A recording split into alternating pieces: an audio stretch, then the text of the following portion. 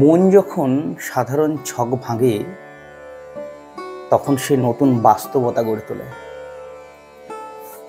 মানসিক স্বাস্থ্য নিয়ে কাজ করতে গিয়ে আমি বুঝেছি সব মানসিক সমস্যা দুর্বলতা নয়। কিছু কিছু ব্যতিক্রমী অবস্থা আমাদের মনের সীমাকে অনেকটা প্রসারিত করে। একজন অটিজমে আক্রান্ত শিশু যে কথা বলতে পারে না, সে পিয়ানোতে খুব সুন্দর সুর বাজিয়ে ফেলতে পারে নিখুঁতভাবে। একজন ব্যক্তি দুর্ঘটনায় মস্তিষ্কে আঘাত লাগার পরে হঠাৎ চিত্রশিল্পী হয়ে ওঠেন।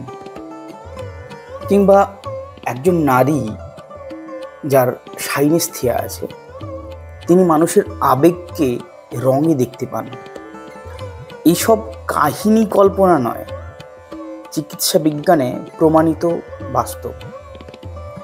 সব ব্যতিক্রম মানে সমস্যা নয়, অনেক সময় তা এক নতুন রকমের প্রতিভা।